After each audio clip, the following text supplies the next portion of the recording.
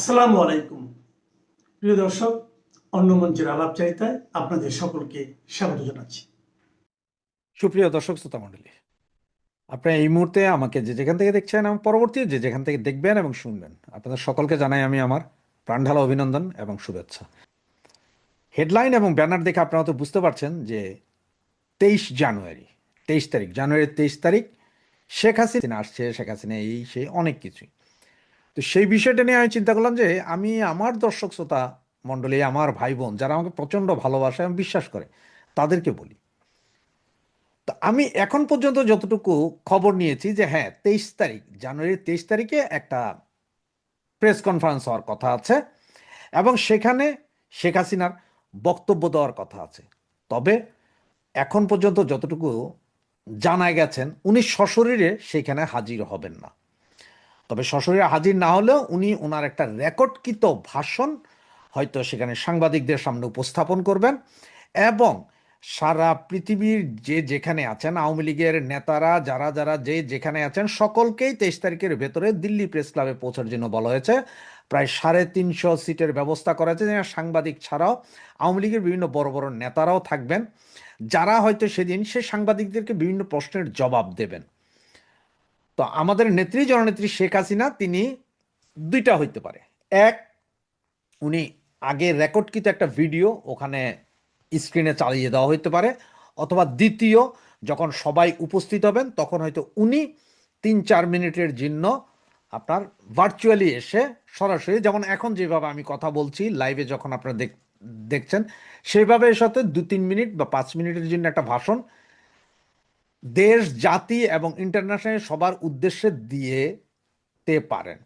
বাকি প্রশ্ন যা থাকবে সেগুলোর প্রশ্নের জবাব আওয়ামী লীগের সিলেক্টেড কিছু নেতা, যাদেরকে নেত্রী সিলেক্ট করেন, ওরাই আসলে ওই প্রশ্নগুলোর জবাব দিবেন। তবে এই যে উনি ভার্চুয়ালি আসছেন বা ওনার ভিডিও, ভার্চুয়ালি যদি নাও আসেন বা ভিডিও বার্তা, যেটা এতদিন আমরা সকলে অডিও বার্তা শুনেছি, বিভিন্ন তৃণমূল নেতাকর্মীদের থেকে শুরু করে সকলের সাথে অডিও বার্তা শুনেছি, এইবারের এই ভিডিও বার্তাটা কিন্তু কাঁপন ধরিয়ে দেবে এই ইন্ট্রিম গভর্নমেন্টে। 12 তারিখ ওরা একটা নির্বাচন করার চেষ্টা করছে, যেটাকে আমরা বলছি যে এই নির্বাচন কখনোই হবে না বা হইতে দেওয়া যাবে না। আর আমরা যারা আওয়ামী লীগ সমর্থক, আওয়ামী লীগকে ভালোবাসি, আওয়ামী লীগকে সমর্থন করি, তারা কেউ আমরা ভোট কেন্দ্রে যাব না। নেত্রী অলরেডি ঘোষণা দিয়ে দিয়েছেন যে আওয়ামী লীগের কোনো নেতা, কর্মী, সমর্থক ভোট কেন্দ্রে যাবে না। তার মানে আমরা কোনো ভোট কেন্দ্রেই যাব না। যেইখানে আওয়ামী লীগকে নির্বাচন করতে দেওয়া হবে না, সেখানে আমরা ভোট কেন্দ্রে কেন যাব? দেখেন, একটা কথা একদম সোজা, যে আপনার পাড়ায় একটা বিয়ে হচ্ছে, আর সেই বিয়েতে আপনার বাবাকে বা মাকে বা আপনার পরিবারের কাউকে দাওয়াতই দেওয়া হয়নি। সেই বিয়েতে আপনি যাইয়া ওখানে নাচ গান করা কি শোভা পায়? শোভা পায় না। এটা কোনো মৃতের বাড়ি না যে দাওয়াত দিতে হবে না, মারা গেছে লোকটা, আমরা যাই খাট কাঁধে দিই। সেটা হচ্ছে অন্য জিনিস। বিয়ে শাদী উৎসবে দাওয়াত না দিলে সেখানে যাওয়াটা ওই ছোট লোকই ছাড়া আর কিছু না। তো সে তেমনি ভোট হচ্ছে যে একটা উৎসবের দিন, নাগরিক অধিকার, ভোট দেওয়ার অধিকার সবাই আছে। এবং বাংলাদেশের ইতিহাসে, বাংলাদেশ জন্মের ইতিহাসের পরে এবারই প্রথম যে আওয়ামী লীগকে নিষিদ্ধ রেখে ভোট করা হচ্ছে। তার মানে আওয়ামী লীগ থাকলে আওয়ামী লীগ তো জিতে যাবে, 230-240 আসন পেয়ে যেতে পারে, যার কারণে আওয়ামী লীগকে বাইরে রেখে এটা ভোট করার চেষ্টা হচ্ছে। সুতরাং সেই ভোটে আমরা গিয়ে কেন ভোট দেব? আমরা কেন দেখাবো যে কাস্টিং ভোট 30%, 35% হয়েছে? কারণ আওয়ামী লীগের যে 40% ভোট আছে, তারা যখন যাবে না, তখন এই ভোটের সিস্টেমে কমে আসবে। কাস্টিং ভোট হয়তো 2%, 3% হবে এবং ভোট কেন্দ্রে ব্যাপক গন্ডগোল হইতে পারে। আজকে যেমন দেখেন, আপনার জঙ্গল সলিমপুরে র্যাবের একজন বিশেষ প্রশিক্ষিত সেনাকে যেখানে গুলি করে মেরেছে, যেখানে আমাদের স্বরাষ্ট্র উপদেষ্টা বলছেন যে থানা থেকে এবং সংসদ ভবন থেকে, গণভবন থেকে লুট হওয়া অস্ত্র নির্বাচনে ব্যবহার হবে না, নির্বাচনের দিন ব্যবহার হবে না। তার মানে কি? নির্বাচনের দিন ব্যবহার হয়, নির্বাচনের আগের দিন পর্যন্ত ব্যবহার হবে নাকি? এরপরে নির্বাচনের দিন ব্যবহার হবে না, আগের দিন পর্যন্ত ব্যবহারের সব সরকার করে দিবে, বা পরবর্তীতে ব্যবহার হবে না, নির্বাচনের দিন ব্যবহার হবে না। তার মানে কি? নির্বাচনী কেন্দ্র থেকে সব কিছুকে আগের দিন জ্বালায়া পোড়াইয়া দিবে ওই অস্ত্রধারীরা, মৌলবাদীরা। এটাই হচ্ছে যে ওনাদের চাওয়া। তা না হলে কিভাবে বলেন যে অবৈধ অস্ত্র ব্যবহার হবে না? উনি এত শিওর হলেন কিভাবে? উনি কি কোনো পীর মুর্শিদ হয়ে গেলেন? নাকি ওনার সাথে ডিরেক্ট উপরের সাথে লাইন আছে আর সন্ত্রাসীদের সাথে লাইন আছে যে সন্ত্রাসীদের বাবা তোমরা প্রতিদিন মারো, ভোটের আগের দিন পর্যন্ত সব মায়েরা ভোট কেন্দ্র সহ উড়াইয়া দাও, দখল করে ফেলাও, ভোটের দিন কোনো গন্ডগোল করে না, একদম চুপ। এটাই মনে হয় পরিকল্পনা। তো যাক সে কথা। তো এখন ওই যে বললাম শেখ হাসিনা, আমাদের জননেত্রী শেখ হাসিনা, উনি 23 তারিখে ভার্চুয়ালি সরাসরি মিটিংয়ে যোগ দিতে পারেন, অথবা ওনার ভিডিও রেকর্ড আসতে পারে, যেটাই আসবে আসুক। ভিডিও রেকর্ড হলো ওদের মুখের জুতার বাড়ি পড়ে যারা বলেছিলেন যে শেখ হাসিনা হয়তো মারা গিয়েছে, শেখ হাসিনা অসুস্থ, উনি শেষ নিঃশেষ, এরকম অনেক কথা, বা এআই দিয়ে উনি ওই হোয়াটসঅ্যাপের কলগুলোতে কথা বলেন, টেলিগ্রাম কলগুলোতে কথা বলেন, তাদের মুখে একটা জুতার বাড়ি পড়বে। তো 23 তারিখে ওনার হয় আমরা ভিডিও রেকর্ড ভিডিও ভার্সন শুনবো, অথবা ভার্চুয়ালি উনি জয়েন করবেন। তবে হ্যাঁ, একটা নিউজ আপনাদের দিতে পারি, সেটা হচ্ছে 25 তারিখ, 25 তারিখ থেকে 30 তারিখের ভিতরে সজীব ওয়াজেদ জয়, শেখ হাসিনার পুত্র, দিল্লিতে আসছেন এবং দিল্লিতে মায়ের সাথে দেখা করবেন। এরপরে সম্ভবত ওখানে কোনো একটা কথাবার্তা হবে যে আওয়ামী লীগের বিভিন্ন কমিটিগুলো চেঞ্জ বা নেতৃত্বের পরিবর্তনের বিষয়ে একটা জোর গুঞ্জন শোনা যাচ্ছে, এখনো আমি শিওর না। তবে সজীব ওয়াজেদ জয় যে দিল্লিতে আসছেন মায়ের সাথে দেখা করবেন, এই বিষয়ে আমরা শিওর, এটি আসছেনই উনি এবং আসবেন। আর বাকি এই মুহূর্তে কিছু জানি না। তবে হ্যাঁ, 23 তারিখে আমাদের জননেত্রী যেই কথাই বলবেন বলুক, ভাষণে যাই বলবেন বলুক, সেইটা অবশ্যই এই নির্বাচন এবং এই অবৈধ সরকার নিয়েই থাকবে, এবং সেদিনই সিদ্ধান্ত হয়ে যাবে যে আওয়ামী লীগ কি করতে চাচ্ছে বা কি হবে, এটা গ্যারেন্টি দিতে পারি। সুতরাং সেই পর্যন্ত আমরা একটু দেখি যে কি হয়, আর এর ভিতরে যদি কোনো আপডেট থাকে আমি আপনাদেরকে জানাবো। বাংলাদেশের জনপ্রিয় নেত্রী, আওয়ামী লীগ প্রধান, যিনি বর্তমানে ভারতে আছেন, প্রধানমন্ত্রী শেখ হাসিনা, শুক্রবারে 23 জানুয়ারি একটি সংবাদ সম্মেলনে লাইভে যুক্ত হবেন। লাইভ বলতে সেটি অডিও লাইভ নয়, সেটি ভিডিও লাইভ। এমন হতে পারে তিনি যদি ভিডিও লাইভে না আসেন, তার রেকর্ড করা বর্তমান সময়ের ভিডিও সেখানে প্রচার হতে পারে। তবে খুব সম্ভাবনা তিনি ভিডিওতে লাইভ কথা বলবেন সাংবাদিকদের সাথে। এফসিসি নামে একটি সাংবাদিক সংগঠন এই সংবাদ সম্মেলনটি আয়োজন করেছে। প্রধানমন্ত্রী শেখ হাসিনা কেন এই সময়ে সংবাদ সম্মেলনে বক্তৃতা দিচ্ছেন বা দেবেন, সে বিষয়টি নিয়েই কিন্তু একটু পর্যালোচনা করতে চাই, একটু আলাপ করতে চাই। আপনারা জানেন গতকাল থেকে ফেসবুকে, ইউটিউবে সব জায়গায় ওবায়দুল কাদেরের একটি বক্তৃতা আপনারা দেখেছেন। সেটি আগের নয়, বর্তমান সময়ের। কারণ গত কয়েকদিন থেকে সোশ্যাল মিডিয়াতে কন্টিনিউয়াস খবর আসতেছে যে ওবায়দুল কাদের সিরিয়াসলি তিনি এখন কোমায় আছেন, তিনি এখন আইসিইউতে আছেন, সিসিইউতে আছেন এবং তিনি আর ফিরবেন না। কেউ কেউ আরও একটু বাড়িয়ে তিনি হয়তো বেঁচেই নেই, এইরকম কথাও বলছেন। তো এইরকম কথা শুনতে শুনতে ওবায়দুল কাদের যখন বিরক্ত হয়ে গেলেন, তিনি ওই কাদম্বরী মরিয়াই প্রমাণ করিলেন তিনি মরেন নাই। তিনি এসেই তিনি প্রমাণ করলেন যে তিনি বেঁচে আছেন, তিনি সুস্থ আছেন। তার একটু অসুস্থতা হয়েছিল, নিঃশ্বাসের কষ্ট হয়েছিল, তিনি ডাক্তার দেখিয়েছেন, কথা হয়েছে, ওষুধ খাচ্ছেন, ভালোই আছেন। তার মানেটা দেখেন, বাংলাদেশে যে ওবায়দুল কাদেরেরা, প্রধানমন্ত্রী শেখ হাসিনা, আওয়ামী লীগের বড় বড় নেতা যারা আছে, তারা বেঁচে থাকলেও, তাদের দেশে থাকলেও বাংলাদেশের বর্তমান সময়ের যে সরকার, বাংলাদেশে যে মৌলবাদী জঙ্গি গোষ্ঠী, বাংলাদেশের যে স্বাধীনতা বিরোধী গোষ্ঠী এনসিপি নামে যে নাস্তিক গ্রুপ, এরা কিন্তু ভেতরে ভেতরে আত্মায় কামড় পড়ে যায়, কখন আবার ফেরত আসে তারা। তো সেই জন্য ওবায়দুল কাদের জানান দিয়েছেন।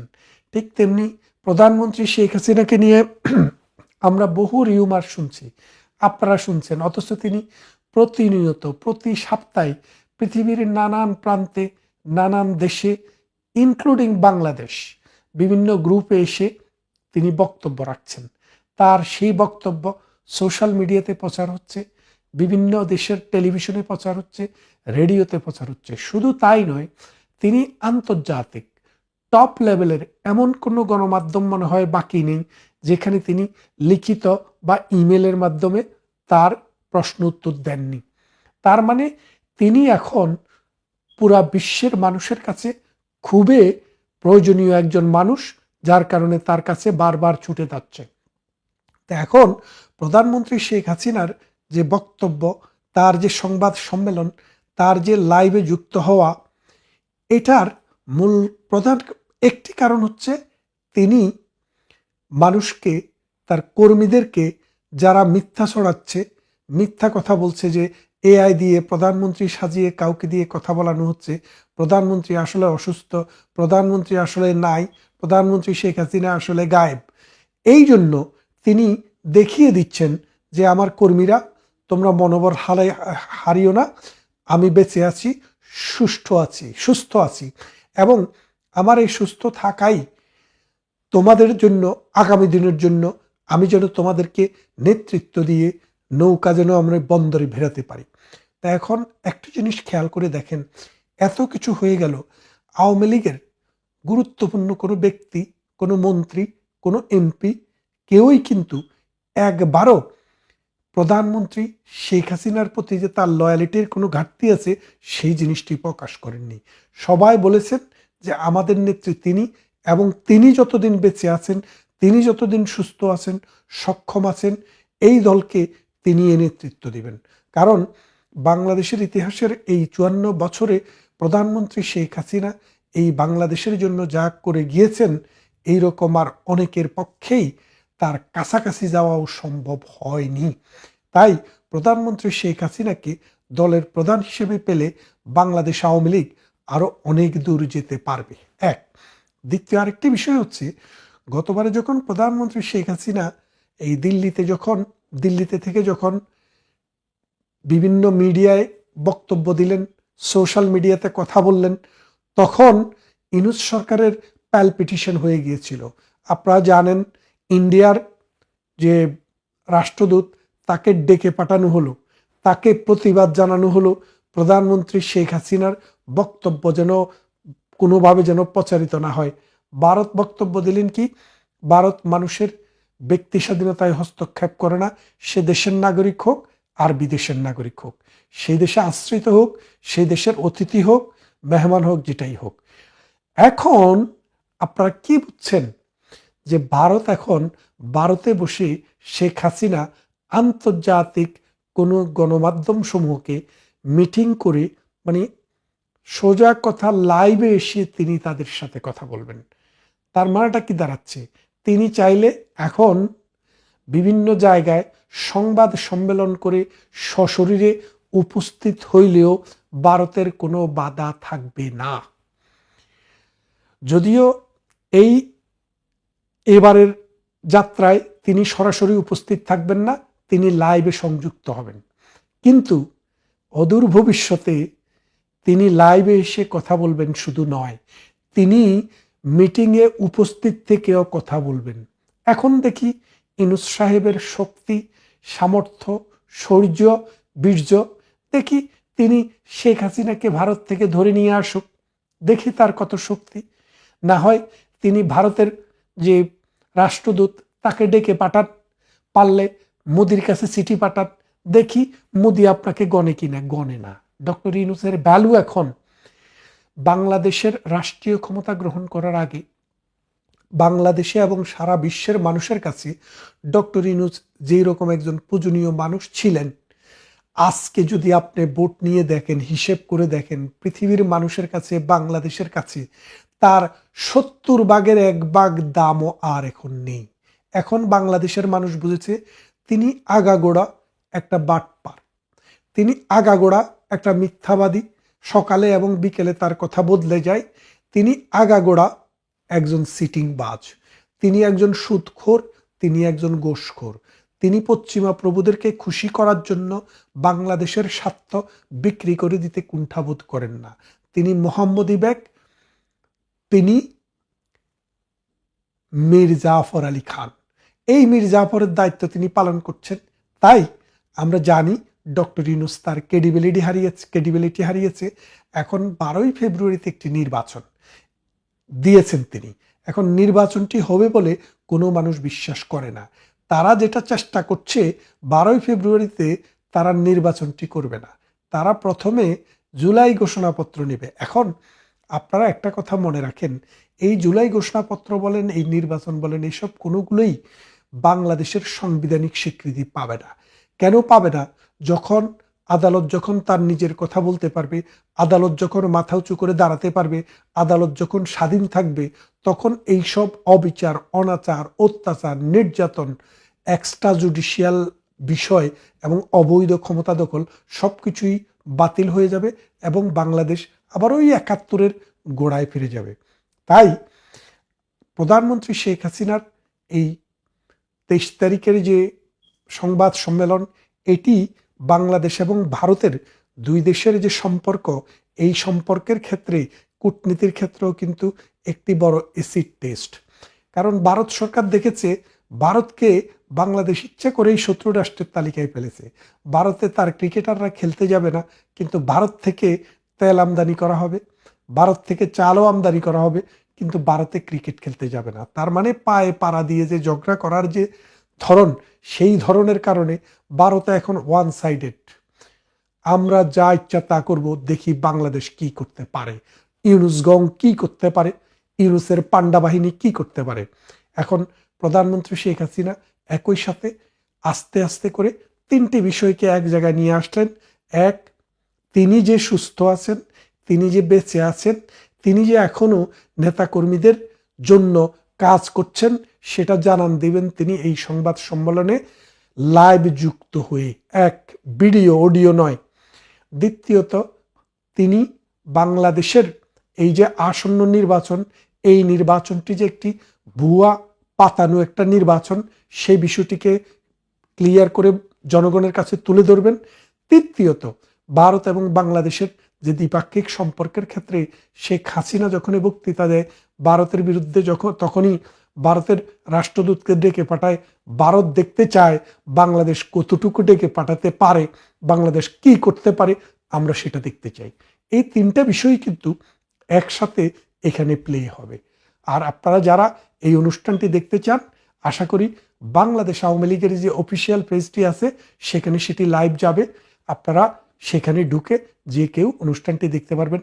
আসুন, দীর্ঘদিন পর বাংলার একমাত্র প্রধানমন্ত্রী, যিনি এই দেশটাকে একটা ফকিরি রাষ্ট্র থেকে মধ্য আয়ের দেশে পরিণত করেছে, লক্ষ লক্ষ মানুষকে, গৃহহীন মানুষকে গৃহ দিয়েছে, অন্নহীন মানুষকে অন্ন দিয়েছে, উত্তরবঙ্গের মঙ্গা শব্দটিকে জাদুঘরে পাঠিয়ে দিয়েছে, লক্ষ লক্ষ বেকারকে চাকরি দিয়েছে, অসংখ্য উন্নয়ন কর্মকাণ্ডে বাংলাদেশটিকে একটি উন্নত রাষ্ট্রের কাতারে নিয়ে যাওয়ার সমস্ত ভৌত এবং সামাজিক অবকাঠামো নির্মাণের চেষ্টা করেছে সেই মানুষটি, যিনি ধারণ করেন 71-এর মহান স্বাধীনতা যুদ্ধের যে স্পিরিট সেটি, এবং তিনি জাতির জনক বঙ্গবন্ধু শেখ মুজিবুর রহমানের কন্যা। আসুন আমরা তার বক্তব্যটি শুনব, সবাই মিলে শুনব এবং সেটি শেয়ার করব। প্লাস আপনারা যারা বঙ্গবন্ধুর অনুসারী, প্রধানমন্ত্রীকে দেখলে আপনাদের মধ্যে একটি অনুপ্রেরণা কাজ করবে। ধন্যবাদ সবাইকে। বাঁশের চেয়ে যেমন কঞ্চি বড়, তেমনি বাংলাদেশের ত্রয়োদশ জাতীয় সংসদ নির্বাচনে দেশের অন্তর্বর্তী সরকারের কাছে ভোটের চেয়ে গণভোট বেশি প্রিয়। অন্যদিকে সরকারের মিত্র দলগুলো ব্যস্ত লেভেল প্লেইং ফিল্ডের নামে আসন বন্টন সমঝোতা নিয়ে। রেফারি নিজেই খেলোয়াড় হয়ে যাওয়ায় যাদের জন্য ভোট, সে জনগণের মধ্যে অবশ্য ভোট হোক আর গণভোট, কোনোটি নিয়ে বিন্দু মাত্র আগ্রহ নেই। সূত্রগুলো বলছে, ভোটের নাটকে সরকার ও সরকারি মিত্রদের চিন্তা হলো দুটি। প্রথমটি হলো বিদেশি শক্তিগুলো এমন নিয়ন্ত্রিত ভোটকে কিভাবে দেখছে, আর দ্বিতীয়টি হলো নির্বাচনের আগে কার্যক্রম নিষিদ্ধ থাকা আওয়ামী লীগ কি করবে। আওয়ামী লীগ নিয়ে সরকারের চিন্তা হঠাৎ করে বেড়ে যাওয়ার কারণ হলো বিদেশি দেশ ও সংস্থার প্রতিনিধিদের সাথে গত কয়েক সপ্তাহে আওয়ামী লীগের শীর্ষ পর্যায়ের নেতাদের বেশ কয়েকটি বৈঠক হয়েছে। এসব বৈঠকের পরপরই 17 জানুয়ারি ভারতের দিল্লির প্রেস ক্লাব অফ ইন্ডিয়ায় আওয়ামী লীগের 2 সাবেক মন্ত্রী সংবাদ সম্মেলন করেছে। এর মধ্যে প্রচার করা হচ্ছে আগামী শুক্রবার 23শে জানুয়ারি দিল্লিতে সাংবাদিকদের জন্য আয়োজিত একটি অনুষ্ঠানে বক্তব্য দিবেন বাংলাদেশের সাবেক প্রধানমন্ত্রী শেখ হাসিনা। তবে আমরা নিশ্চিত হতে পেরেছি সেভ ডেমোক্রেসি ইন বাংলাদেশ বা বাংলাদেশের গণতন্ত্র বাঁচাও শীর্ষক অনুষ্ঠানটি দিল্লিতে হলেও শেখ হাসিনা ওই অনুষ্ঠানে সশরীরে থাকবেন না। সেই অনুষ্ঠানে শেখ হাসিনার একটি অডিও বার্তা প্রচার করা হবে। তবে সূত্রগুলো বলছে সেই অডিও বার্তার মাধ্যমে শেখ হাসিনা বাংলাদেশের ত্রয়োদশ জাতীয় সংসদ নির্বাচন উপলক্ষে এমন কিছু বার্তা দিবেন যেটি গত এক সপ্তাহ ধরে অনুষ্ঠিত বৈঠকের আলোকেই হবে। প্রশ্ন হলো, শেখ হাসিনা ও তার দল এরই মধ্যে ভোট বর্জনের কথা বলেছেন, তাহলে 23শে জানুয়ারি নতুন কি বার্তা দিতে পারেন তিনি? 2024 সালের 5ই আগস্ট সরকার পতনের পর থেকে আওয়ামী লীগ সভানেত্রী ও বাংলাদেশের সাবেক প্রধানমন্ত্রী শেখ হাসিনা আছেন দিল্লিতে। সেখান থেকে অডিও বার্তার মাধ্যমে দলীয় নেতাকর্মীদের প্রায় তিনি বার্তা দেন। এ নিয়ে ভারতের কাছে একাধিকবার নালিশও জানায় বাংলাদেশের অন্তর্বর্তী সরকার। এতে অবশ্য কোনো লাভ হয়নি। উল্টো ইংরেজি বাংলা মিলিয়ে একাধিক আন্তর্জাতিক ও ভারতীয় সংবাদ মাধ্যমকে ইমেইলের মাধ্যমে সাক্ষাৎকার দিয়েছেন শেখ হাসিনা। সেসব সাক্ষাৎকারে বাংলাদেশের অন্তর্বর্তী সরকারের বৈধতা নিয়ে প্রশ্ন তোলার পাশাপাশি এই সরকারের আমলে মানবাধিকার লঙ্ঘন, সংখ্যালঘু নির্যাতন এবং আওয়ামী লীগের নেতাকর্মীদের উপর নিপীড়ন সহ একাধিক ইস্যুতে তিনি মন্তব্য করেছেন। প্রায় সবগুলো সাক্ষাৎকারে তিনি দাবি করেছেন তার দল আওয়ামী লীগ নির্বাচনে অংশ নিতে চায়, কিন্তু আওয়ামী লীগের জনপ্রিয়তায় ভয় পেয়ে সরকার আওয়ামী লীগকে নির্বাহী আদেশে নিষিদ্ধ করে ভোটের মাঠ থেকে বাইরে রেখেছে। কিন্তু অডিও বার্তা কিংবা ইমেল সাক্ষাৎকার দিলেও শেখ হাসিনাকে গত 17 মাসে সশরীরে দেখা যায়নি কিংবা ভিডিও বার্তাও দিতে দেখা যায়নি। ভারতীয় এক সাংবাদিকের ভিডিও বার্তা থেকে প্রচারিত হয়েছে 23শে জানুয়ারি শেখ হাসিনা সশরীরে সাংবাদিকদের জন্য আয়োজিত একটি অনুষ্ঠানে উপস্থিত থাকবেন। তবে দিল্লির একাধিক সূত্রে আমরা নিশ্চিত হতে পেরেছি শেখ হাসিনা সশরীরে কোনো অনুষ্ঠানে উপস্থিত থাকছেন না। যে অনুষ্ঠানটির কথা বলা হচ্ছে সেটির শিরোনাম হলো সেভ ডেমোক্রেসি ইন বাংলাদেশ বা বাংলাদেশে গণতন্ত্র বাঁচাও। অনুষ্ঠানটির আয়োজন করেছে দিল্লিতে অবস্থিত foreign correspondents club of South Asia. দিল্লির মাথুরেতে এই অনুষ্ঠানটি হবে। সেখানে সশরীরে হাজির থাকবেন হিউম্যান রাইটস ওয়াচের মহাসচিব ইঞ্জিনিয়ার মোহাম্মদ এস সিদ্দিক, সাবেক শিক্ষামন্ত্রী মহিবুল হাসান চৌধুরী নওফেল। এছাড়া ভার্চুয়াল মাধ্যমে যোগ দেবেন সাবেক পররাষ্ট্রমন্ত্রী আব্দুল মোমেন, সাবেক তথ্যমন্ত্রী মোহাম্মদ আলী আরাফাত, সাবেক সংসদ সদস্য হাবিব মিল্লাত এবং অধ্যাপক এস এম মাসুম। দিল্লির foreign correspondents club of South Asia and international association of press ক্লাবের সভাপতি ডক্টর ওয়াএল আওয়াদ যে সংবাদ বিজ্ঞপ্তি পাঠিয়েছে সেখানে বলা হয়েছে 23শে জানুয়ারি সন্ধ্যা 6টা থেকে 7টায় অনুষ্ঠানটি হবে, যেখানে সূচনা বক্তব্য দিবেন বাংলাদেশের সাবেক প্রধানমন্ত্রী শেখ হাসিনা। তবে সেটি হবে তার একটি অডিও বার্তা। এমনকি তিনি অডিও সংযোগে এসে সাংবাদিকদের প্রশ্নের জবাব দেওয়ার সম্ভাবনাও কম। দর্শক, এর আগে 17ই জানুয়ারি ভারতের দিল্লির প্রেস ক্লাব অফ ইন্ডিয়ায় আওয়ামী লীগের 2 সাবেক মন্ত্রী সংবাদ সম্মেলন করে। ভারতীয় সংবাদ মাধ্যমগুলোর খবরে বলা হয়েছে আওয়ামী লীগ সরকারের পতনের পর গত 17 মাসে ভারতের মাটিতে এটি ছিল আওয়ামী লীগ নেতাদের কোনো সংবাদ সম্মেলন। অবশ্য দলটির অনেক নেতাই ভারতীয় গণমাধ্যমকে নানাভাবে সাক্ষাৎকার দিয়েছেন গত 1.5 বছরের বেশি সময়। যদিও অনুষ্ঠানের আয়োজকদের পক্ষ থেকে দাবি করা হয়েছে 17ই জানুয়ারির প্রেস কনফারেন্সটি আওয়ামী লীগের ছিল না। সংবাদ সম্মেলনে হাজির ছিলেন সাবেক পররাষ্ট্রমন্ত্রী হাসান মাহমুদ ও সাবেক শিক্ষামন্ত্রী মহিবুল হাসান চৌধুরী নওফেল। অনুষ্ঠানের অন্যতম আয়োজক লন্ডন প্রবাসী ব্যারিস্টার নিঝুম মজুমদার বিবিসি বাংলাকে বলেছেন হাসান মাহমুদ এবং নওফেল চৌধুরী কেউই আওয়ামী লীগের নেতা হিসেবে ওই সংবাদ সম্মেলনে যাননি। দিল্লিতে 17ই জানুয়ারি অনুষ্ঠিত সংবাদ সম্মেলনটির আয়োজক ছিল ইন্টারন্যাশনাল ক্রাইমস রিসার্চ ফাউন্ডেশন বা ICFR নামে একটি সংগঠন ও লন্ডন ভিত্তিক একটি ল ফার্ম। বিবিসি বাংলার খবরে বলা হয়েছে জাতিসংঘের মানবাধিকার বিষয়ক হাই কমিশনারের কার্যালয় বা OHCHR জুলাই আগস্টের বিক্ষোভ নিয়ে যে প্রতিবেদন করেছিল তার একটি রিপোর্টাল বা জবাবি প্রতিবেদন তৈরি করেছে ICFR নামে এই সংগঠনটি। এর আগে একই বিষয়ে জেনেভাতেও সংবাদ সম্মেলন করা হয়েছিল। বিবিসি বাংলার খবরে বলা হয়েছে বাংলাদেশের নির্বাচনের আগে আওয়ামী লীগের 2জন সাবেক মন্ত্রী সশরীরে ভারতীয় গণমাধ্যমের মুখোমুখি হলে যে বাংলাদেশের রাজনীতি নিয়ে প্রশ্ন আসবেই তাও আয়োজকরা জানতেন এবং এর জন্য প্রস্তুত ছিলেন। ভারতের অবস্থানরত আওয়ামী লীগের একাধিক নেতা বিবিসি বাংলাকে বলেছেন, বাংলাদেশের মানুষের কাছে তাদের রাজনৈতিক বক্তব্য পৌঁছে দেওয়ার জন্য ভারতের গণমাধ্যমই সব থেকে উপযুক্ত। তাই দিল্লিতে সংবাদ সম্মেলন করা হয়েছে।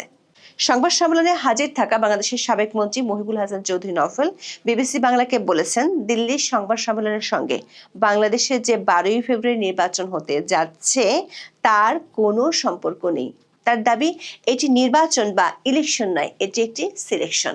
দর্শক, যদিও শেখ হাসিনা দিল্লি থেকে নেতাকর্মীদের উদ্দেশ্যে অডিও বার্তা দেন এবং আওয়ামী লীগের নেতারা বিভিন্ন গণমাধ্যমে সাক্ষাৎকার দেন, কিন্তু গত 17 মাসে আওয়ামী লীগের কোনো নেতাকে সরাসরি কোনো ধরনের সংবাদ সম্মেলনে দেখা যায়নি। গত বছরের মাঝামাঝি সময় নাগাদ দিল্লির জাতীয় প্রেস ক্লাবে একটি মানবাধিকার সংগঠনের ব্যানারে বেশ কয়েকজন আওয়ামী লীগ নেতার প্রকাশ্যে আসার কথা ছিল, তবে ভারতের স্বরাষ্ট্র মন্ত্রণালয় শেষ পর্যন্ত তা নিয়ে আপত্তি তোলায় সেটি বাতিল করা হয়। তখন কারণ হিসেবে অনানুষ্ঠানিকভাবে বলা হয়েছিল, এই আওয়ামী লীগ নেতারা যেহেতু প্রায় সবাই পর্যটক ভিসা বা বাণিজ্যিক ভিসা নিয়ে ভারতের মাটিতে আছেন, তাই তাদের প্রকাশ্য রাজনৈতিক কার্যক্রমে অংশ নিতে দেওয়া সম্ভব নয়। তবে হাসান মাহমুদের ক্ষেত্রে পরিস্থিতিটা আলাদা, কারণ তিনি ভারতে নন, আপাতত থাকছেন ইউরোপের দেশ বেলজিয়ামে। সম্প্রতি সোশ্যাল মিডিয়াতে ফাঁস হওয়া বিভিন্ন ছবিতে তাকে ইউরোপের বিভিন্ন দেশে সফর করতেও দেখা গেছে। ফলে হাসান মাহমুদের ক্ষেত্রে ভারতের সরাসরি কোনো দায় নেই বলেই তাকে দিল্লির প্রেস ক্লাবে এই সাংবাদিক সম্মেলন করার অনুমতি দেওয়া হয়েছে বলে ধারণা করা হচ্ছে। এই সংবাদ সম্মেলনে তার সঙ্গে নিঝুম মজুমদারও লন্ডন প্রবাসী বাংলাদেশি, কাজেই তার ক্ষেত্রেও একই কথা প্রযোজ্য। আবার শেখ হাসিনা প্রথমবারের মতো সাংবাদিকদের জন্য আয়োজিত একটি অনুষ্ঠানে অডিও বার্তা দিতে পারেন। প্রশ্ন হলো, এতদিন পর ঠিক বাংলাদেশের নির্বাচনের আগে আগে কেন এমনটা হচ্ছে? দিল্লির কূটনৈতিক সূত্রগুলো বলছে, ভারতে থাকা এবং ভারতের বাইরে বেশ কিছু দেশের, বিশেষ করে পশ্চিমা দেশগুলোর রাষ্ট্রদূতদের সাথে গত কয়েক সপ্তাহে আওয়ামী লীগের শীর্ষ পর্যায়ের নেতাদের অফ দ্য রেকর্ড যোগাযোগ হয়েছে। বিশেষ করে মার্কিন যুক্তরাষ্ট্র এবং ইউরোপীয় দেশগুলোর প্রতিনিধিদের কাছে তারা এই বার্তা পৌঁছানোর চেষ্টা করছেন যে আওয়ামী লীগকে বাদ দিলে বাংলাদেশে মৌলবাদী শক্তির উত্থান ঘটবে এবং আঞ্চলিক ভারসাম্য নষ্ট হবে। এমনিতেই আন্তর্জাতিক সম্প্রদায়ের পক্ষ থেকে অন্তর্ভুক্তিমূলক নির্বাচনের দাবি বরাবরই জোরালো ছিল। গত 23শে ডিসেম্বর মার্কিন যুক্তরাষ্ট্রের 5 জন প্রভাবশালী আইন প্রণেতা অন্তর্বর্তী সরকারকে একটি চিঠি লিখে আওয়ামী লীগকে সম্পূর্ণ নিষিদ্ধ করার বিষয়ে উদ্বেগ প্রকাশ করেছেন। ব্রিটিশ পার্লামেন্টেও বিষয়টি নিয়ে আলোচনা হয়েছে। কমনওয়েলথ সহ একাধিক আন্তর্জাতিক সংস্থা বাংলাদেশের আগামী সংসদ নির্বাচন নিয়ে তাদের নেতিবাচক মনোভাবের কথা অন্তর্বর্তী সরকারকে জানিয়ে দিয়েছে। সূত্রগুলো বলছে, শেখ হাসিনা 23শে জানুয়ারি অডিও বার্তায় আন্তর্জাতিক সম্প্রদায়ের উদ্দেশ্যে বার্তা দিতে পারেন। আন্তর্জাতিক সম্প্রদায়গুলোর প্রতিনিধিদের সাথে গত কয়েক সপ্তাহ দলটির শীর্ষ নেতাদের যে যোগাযোগ হয়েছে তার প্রেক্ষিতে তিনি এমন বার্তা দিতে পারেন। এর মধ্যে আওয়ামী লীগের পক্ষ থেকে ভোট কেন্দ্রে না যাওয়ার জন্য ক্যাম্পেইন করা হচ্ছে। শেখ হাসিনা নিজেও অডিও বার্তায় এমন নির্দেশনা দিয়েছেন। গত 2 দিনে আওয়ামী লীগের পক্ষ থেকে আবারও মিছিল করা শুরু হয়েছে। পুলিশের একাধিক সূত্রে জানা গেছে, দলটির ঝটিকা মিছিল থামানোর জন্য এক সময় সরকারের পক্ষ থেকে ব্যাপক চাপ ছিল। এমনকি বেশ কয়েকজন পুলিশ কর্মকর্তাকে প্রত্যাহারও করা হয়েছিল। কিন্তু গোয়েন্দা সূত্রগুলো বলছে, 25শে জানুয়ারি থেকে আওয়ামী লীগের বড় ধরনের শোডাউন শুরু হতে পারে। তবে এমন নির্দেশ দলটির শীর্ষ পর্যায় থেকে দেওয়া হয়েছে কিনা সেটি এখনো নিশ্চিত হতে পারেনি আইন শৃঙ্খলা রক্ষাকারী বাহিনীগুলো।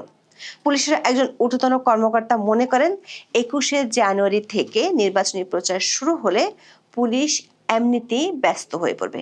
এর মধ্যে নির্বাচন বিরোধী একটি পক্ষ মাঠে নামলে পুলিশের পক্ষে পরিস্থিতি সামাল দেয়া কঠিন হতে পারে। গোয়েন্দাদের ধারণা, আওয়ামী লীগের যে মাঠ পর্যায়ে বা তৃণমূলে জনবল আছে এবং তাদের ছাড়া নির্বাচন করলে সেটি গণতান্ত্রিক হবে না, এমন একটি বার্তা দেশ ও দেশের বাইরে দলটি ছড়িয়ে দিতে চাইবে। দলটি নির্বাচন বর্জনের ডাকটি শুধু অনলাইনে বা দলীয় নেটওয়ার্কে নয়, মাঠের কর্মসূচির মাধ্যমেও তুলে ধরবে। আগামী কয়েকদিনের মধ্যে দলটির সভানেত্রী অডিও বার্তার মাধ্যমে দলটির কর্মসূচি ঘোষণা করতে পারেন বলে দলটির একটি সূত্র জানিয়েছে। দর্শক, হ্যাঁ ভোটের জন্য সর্বশক্তি নিয়োগ করলেও সরকার আইন শৃঙ্খলা পরিস্থিতি নিয়ে যে বড়ই উদাসীন, সেটার প্রমাণ হলো 19শে জানুয়ারি সন্ত্রাসীদের সাথে বন্দুকযুদ্ধে র্যাবের এক সদস্য মারা গেছেন। কয়েকজন র্যাব সদস্যকে জিম্মি করে রেখেছে সন্ত্রাসীরা। এটি ঘটেছে স্বরাষ্ট্রমন্ত্রীর সেই বক্তব্যের ঠিক একদিন পর, যেখানে তিনি বলেছিলেন থানা থেকে লুট হওয়া অস্ত্রগুলো খালে বিলে জঙ্গলে আছে বলে তিনি নিশ্চিত হয়েছেন এবং এগুলো নির্বাচনের সময় ব্যবহার হবে না। প্রশ্ন হলো, এমন পরিস্থিতির মধ্যে আওয়ামী লীগ যদি তার শক্তি দেখাতে নামে, তাহলে সেটি অধ্যাপক ইউনূসের ঐতিহাসিক ভোটের জন্য কতটা অপ্রীতিকর আর অস্বস্তিকর হবে।